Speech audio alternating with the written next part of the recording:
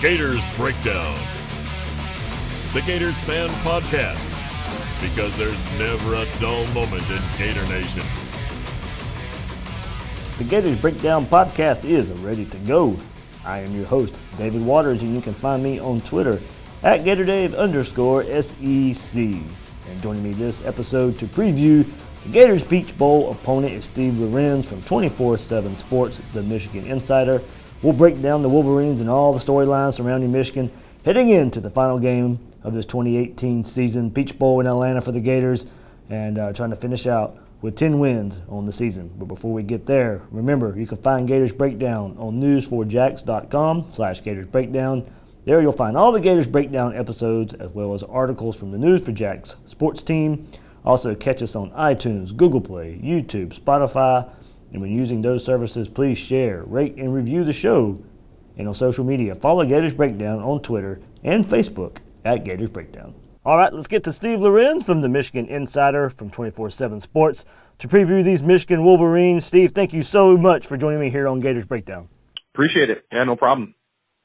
Okay, and of course, coming off the Ohio State game, that's where everyone's pointing to right now. So, pointing to the mindset and motivation for this Michigan team, after having their sights set on the Big Ten championship in the college football playoff. What would you say that the mindset and motivation for this Michigan team is right now? I think it's obviously it's a great question. I mean, I look at it big picture wise. I actually do kind of feel like the two teams meeting the motivations are a little bit opposite directions almost. I think Michigan is probably deflated. I think it's going to be really interesting to see how they come out on Saturday. Florida, I think, looking to take that next step in year one already, looking like probably better than I assume most Florida fans thought they would in year one. So for Michigan, I think it's going to be really interesting to see how they react and how they rebound. They got shellacked in Columbus for 14th time in 15 years. It's been a long haul for Michigan fans in that regard and for the players. And then now you have four good players for Michigan that are going to be sitting out. So I think there's a really interesting dynamic in that regard.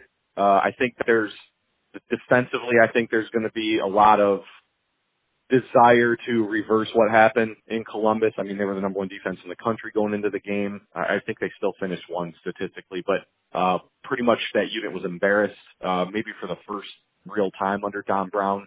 So I think they're going to be hungry.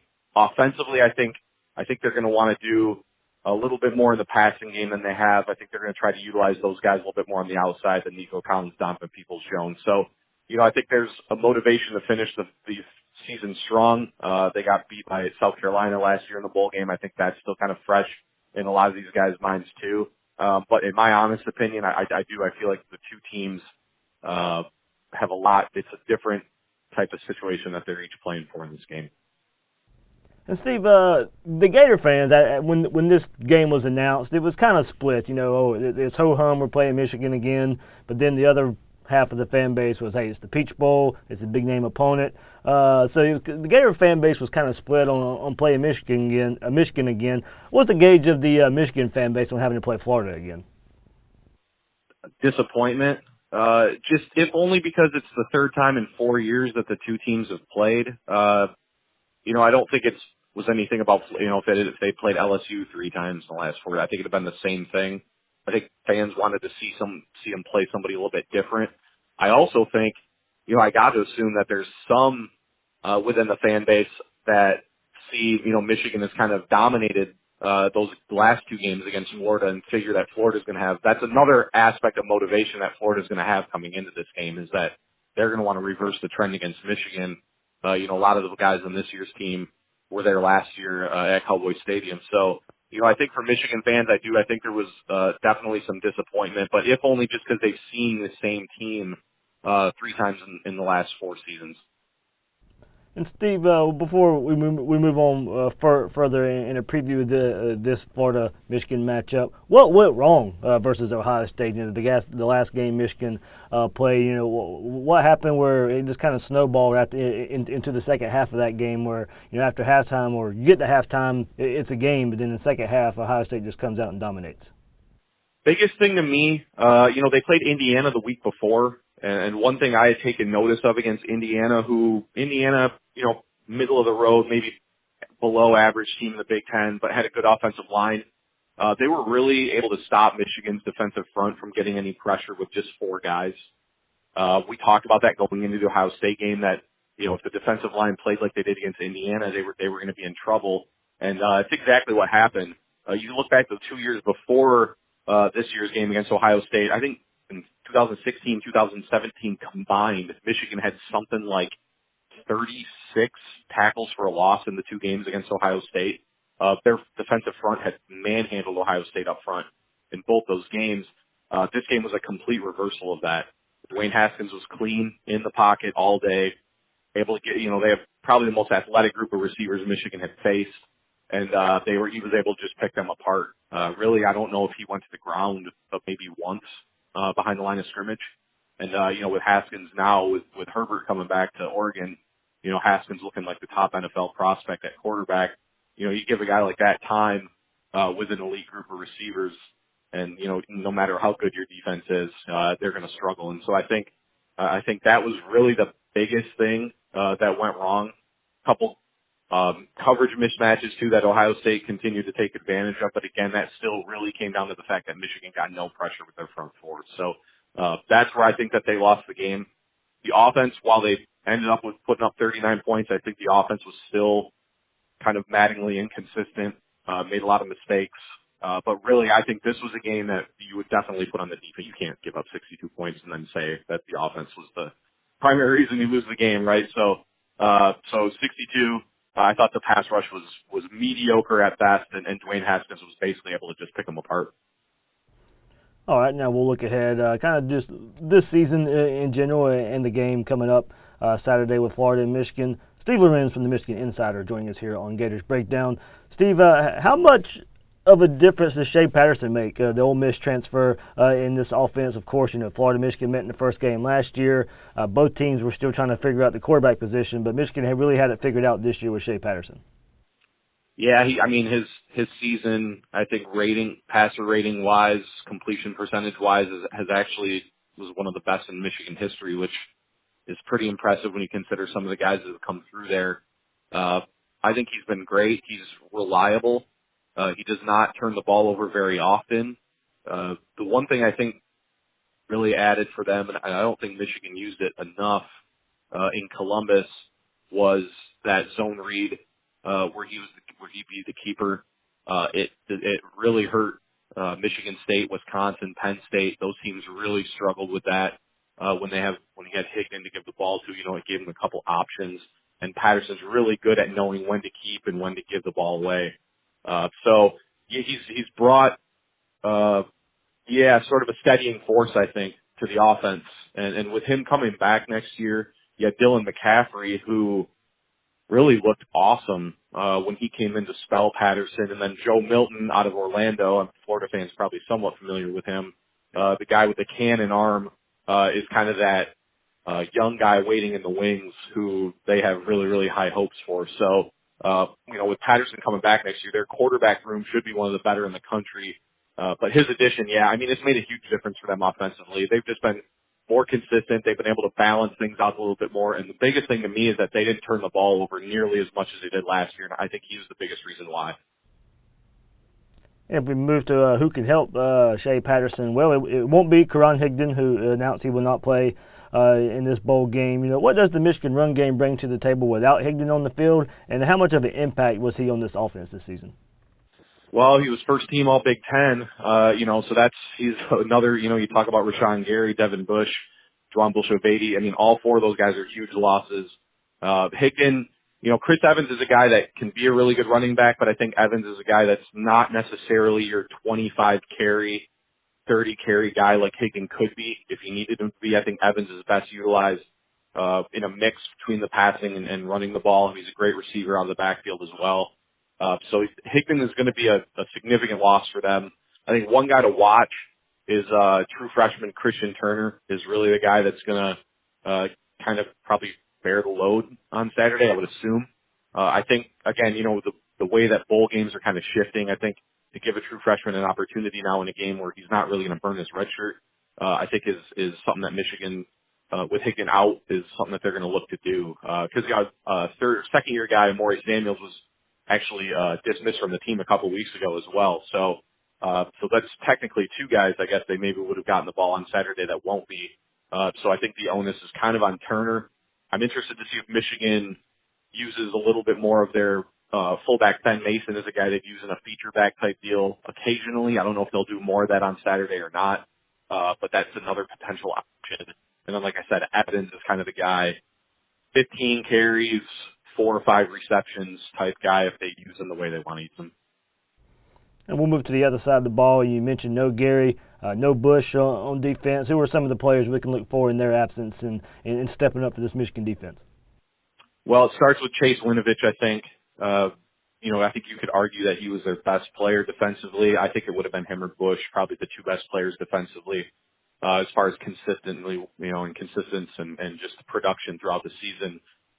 Both, though their cornerbacks, David Long, Lavert Hill, will play on Saturday. Those are guys I think were mulling the NFL and considering sitting out, that type of stuff. Both of those guys will play on Saturday. Josh Metellus, Devin Bush's teammate, former high school teammate out of Flanagan High School down in Hollywood, Florida. He's a guy that's really emerged this year as sort of that steadying force that Patterson is on offense. I think Metellus kind of is on defense. So those are really the guys I think that'll star. I think one guy to maybe watch for in this game is Kwity Paye, second-year defensive end. He'll be taking Rashawn Gary's spot. He's been great in pass rush type situations, along with Josh Uche, another Florida product out of Columbus High School in Miami. Both of those guys I think are going to see a ton of snaps, and they're going to do what they can to get after the passer. So those are the guys to look for. I mean, even without Bush and Gary, I think their defense is still primed to potentially have some high level of success in this game. But again, you can't, anticipate that necessarily, especially like I said with Bush, who's just been such a amazing player for Michigan the last 2 years. Right. A couple more thoughts here from Steve Lorenz of the Michigan Insider. Steve, I'd be remiss to ask if, all the Jim Harbaugh talk, NFL talk, it got quieted down for a little while, then ramped back up with it with the Jets this past week. Does that storyline get old for Michigan fans and you guys covering the team? Yeah. I think it'd be kind of dumb, I think, I just to put it in a frank way, for him to leave now, if he was to ever entertain those. He pretty much, because beating Ohio State is number one at Michigan. He hasn't done it yet. I just could never fathom him leaving before he's, maybe turn the tide a little bit in that rivalry. To leave now would ruin his legacy. I mean, he was a great player at Michigan too. I think he would greatly tarnish his legacy if he was to leave. He's never seriously entertained any of these offers also. I think the one that was funny was heading towards signing. I think it was the day after Urban Meyer retired, where it was former, you wouldn't believe this, but former Ohio State receiver Chris Carter comes out with this rumor about Harbaugh considering the NFL, while in the same interview saying that he had a great conversation with Urban Meyer the day before.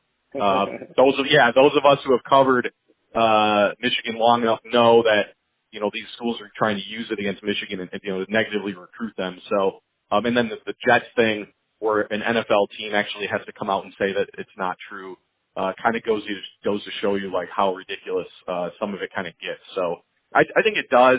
I think what's always funny is, on one hand, the national pundits who still say that Harbaugh is overrated, but then on the other hand, will say that like prestigious NFL franchises like the Green Bay Packers want to, back up the Brinks trucks to bring him in and be their coach and run their team, and stuff. There's always a funny dynamic with that kind of stuff. But it definitely gets tiring. I don't think people pay nearly as much as they used to. I think the only reason he came out publicly this time and said something was because I do think that it was something coming up in a recruiting trail. They kind of needed to nip it in the bud and, try to just make a definitive statement of where he's at and what he's thinking for the future. Okay, and last thought here, from afar, what have you noticed from this Florida team in year one under Dan Mullen? And you guys kind of familiar with Dan Mullen, and you're playing in the Gator Bowl a few years ago when Mississippi State and Michigan matched up. They're better coached. That seems pretty clear to me.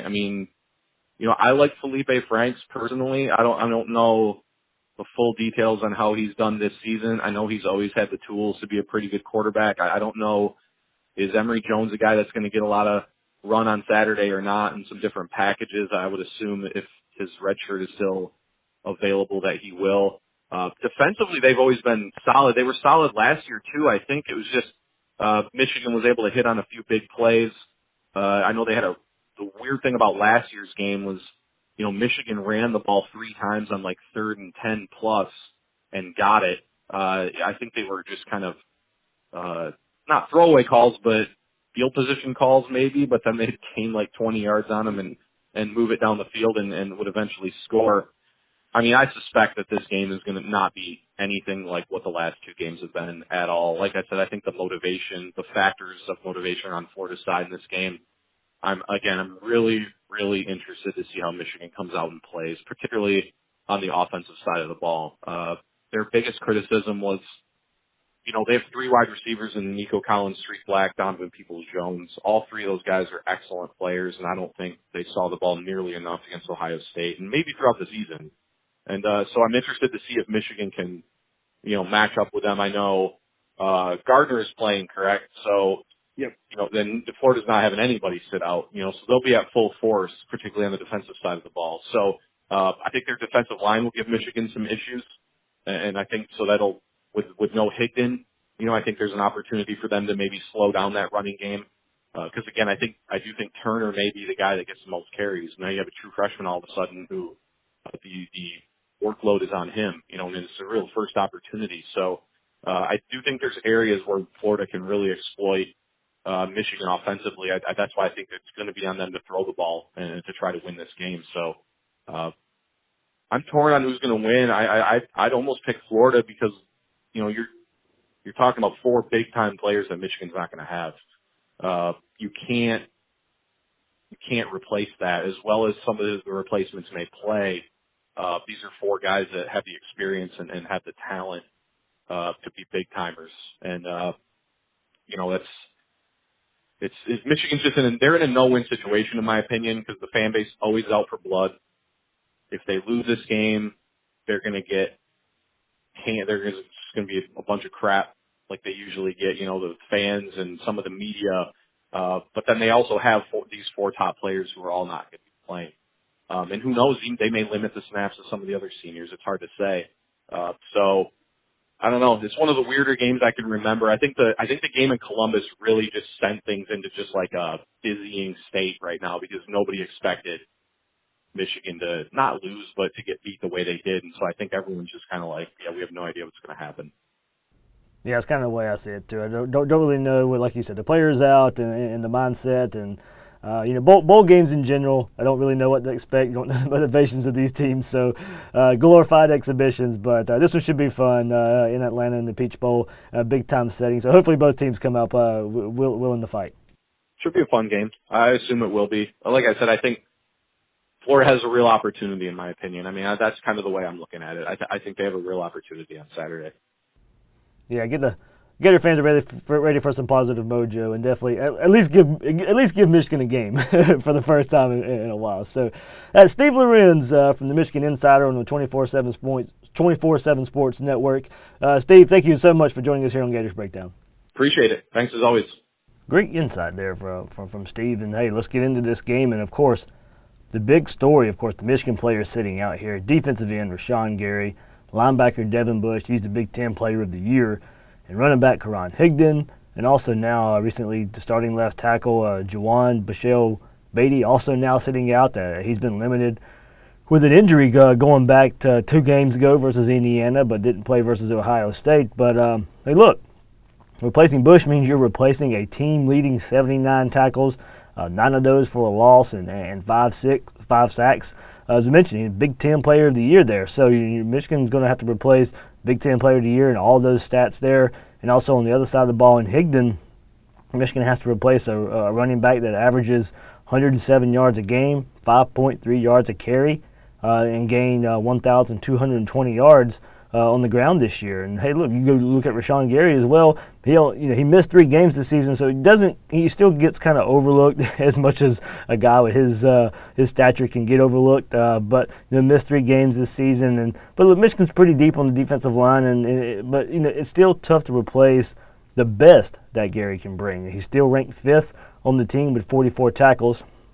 He also had 7.5 tackles for loss and 3.5 sacks on the year. So when he was on the field, he was still a big time impact player that, look, we saw last year when we played Michigan and we opened up with Michigan and what Bush and Gary and those guys could do. And Higdon came on this year. So Michigan's going to be missing a lot of star firepower here going in to this Peach Bowl. And let's take a look at just how good this Michigan defense has been over the course of the season. I have mentioned these stats in past episodes, but this is kind of a refresher there. I know some people I saw on Twitter wondering about this Michigan team and what we were getting in them. So these stats are only measuring when FBS schools have played each other. So no cupcake FCS schools are included in the recorded stats for all the FBS teams here. So Michigan ranked 10th in the country and only giving up 17.6 points per game. By comparison, Mississippi State gives up 12.5 per game. They led the country there. So Michigan gives up about 5 more points a game than Mississippi State did when leading the nation there. The Wolverines are also number 1 in yards per game, only giving up 262.5 yards a game, and 3rd in yards per play with 4.2. To finish this out, they rank 19th in rushing yards allowed with 116 yards a game. The Gators average 210 yards a game on offense versus FBS opponents, and that's good for 25th in the nation. So something's going to have to give there. Will the Gators stick to the run game? Will they come out and pass the ball like they have many times this season? Or, will they try and wear down this Michigan defense? Either way, it's going to be tough.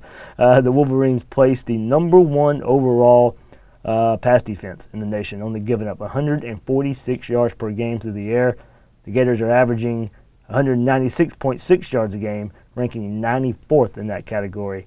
So Gators are going to have their work cut out for them. Felipe Frank's going to have him work cut out for him if the Gators want to get something going through the air. But Felipe Frank's on kind of a roll now since the second half of that South Carolina game, running and passing. So we'll see if that opens up some things against this really tough Michigan defense. Looking at their best game of the season, go back and look at that as well. Given the opponent, they held a pretty good Penn State offense to 7 points. On offense, they had 259 yards rushing, Michigan did. Held Penn State to 68 yards rushing. Trace McSorley, Penn State's quarterback, only had 83 yards passing, going 5 of 13. And Shea Patterson himself for Michigan was 11 of 17 for 144 yards. So, tell you what, held Penn State to 68 yards rushing. Trace McSorley only 83 yards passing, 5 of 13. Felipe Franks is going to have to outperform that, of course, if the Gators want to walk out of Atlanta with a victory here. So, Gators are going to have to put more points on the board than they did against a similar defense going back to kind of Mississippi State, one of the nation's best defenses. Gators only put up 13 points there.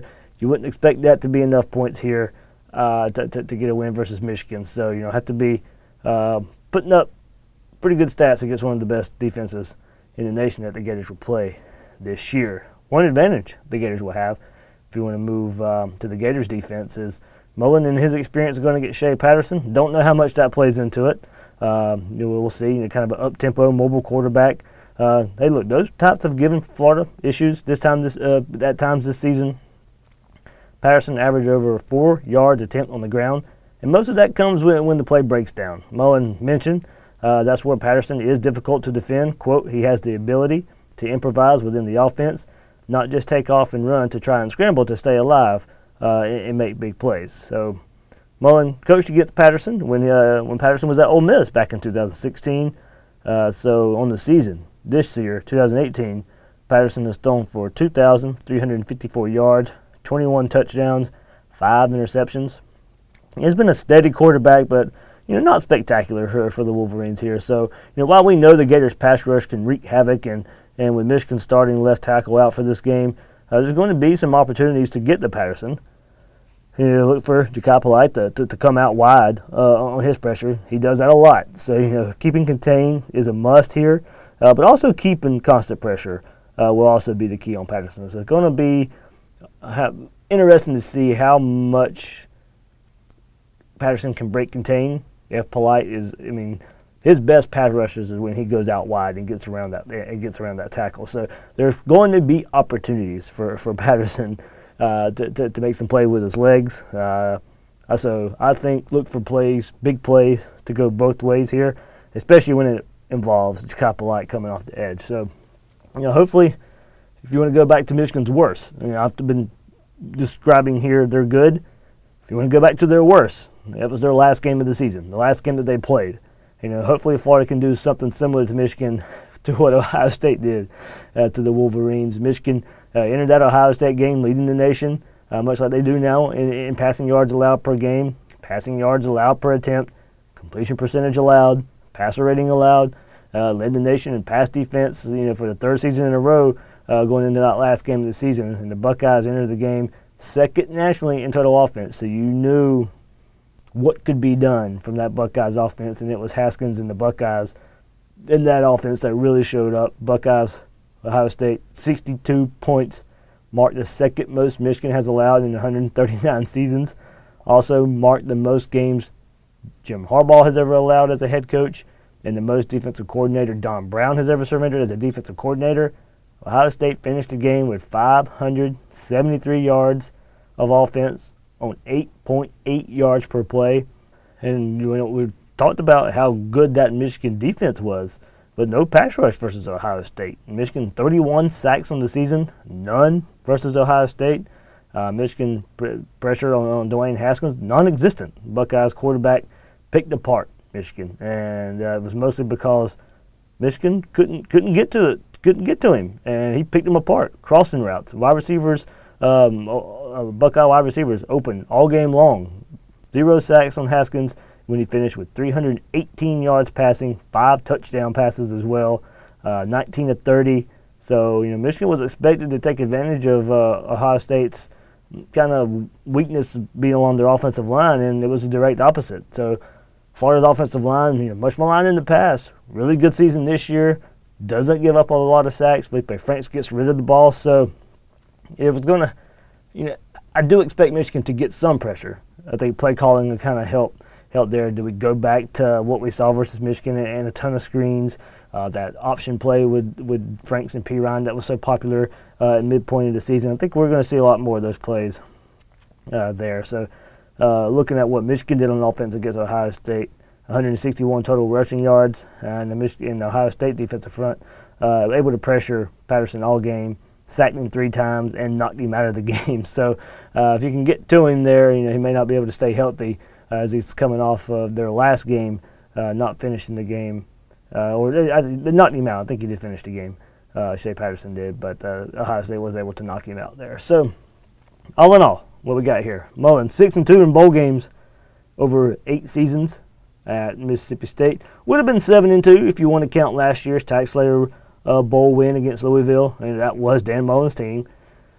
But he was already here at Florida and didn't coach that game there. So I think there's plenty of motivation from the Gators side here, going for 10 wins, putting a statement on the turnaround season, beating Michigan for the first time, and a little redemption from last year's opener versus Michigan.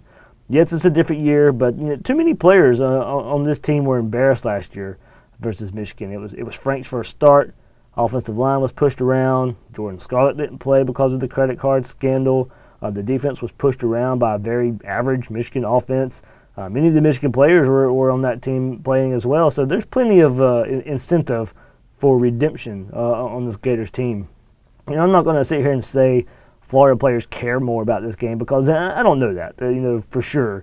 Even though you see Michigan players are sitting out, I'm more in the line of thought that bowl games are pretty much meaningless exhibitions. But when you miss one like Florida did last year, and you're trying to put a statement on a turnaround year, I think it does send the message that the players are taking this a little bit more serious by not sitting out and playing. So we'll see how that part of it plays out. The players playing for Michigan may come in and play with all their heart, and the Gators may come out and do the same. I do hope that's what we get, and it still leads to a Gators blowout.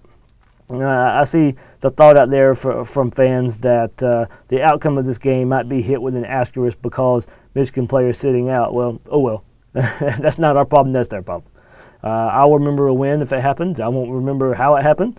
And putting a 10-win mark on Dan Mullen's first season. So it's the last game of the year, and I'll enjoy it. So maybe we can just hope that the Gators can claim a national championship by winning the Peach Bowl like UCF did last season. But with all that said, let's go with the prediction on the Gators here: 27 and Michigan 20. I do think it'll be a pretty game. I don't think it'll be a pretty game stats-wise here. Maybe a defensive touchdown, special teams touchdown somewhere in there. But I do think we'll see some fun, something we haven't seen this season. Emory Jones will probably get some playing time here, maybe kind of a little bit more than what we saw against Georgia in that package. I'd probably look for Franks to get a big majority of the snaps. But Emory Jones may be a package here and there, and expansion on that package as well. Some more plays we probably haven't seen from him too. Now look for an up and down day from Shea Patterson, the Michigan quarterback, but I think it'll be a big Ja'Kai Polite hit late in the game that seals it for the Gators. And the Gators walk out of the Peach Bowl, get their 10th win of the season, and kind of an exclamation point on the 2018 season and looking ahead to the 2019 campaign. So I'll be in Atlanta for the game, getting in late Friday night.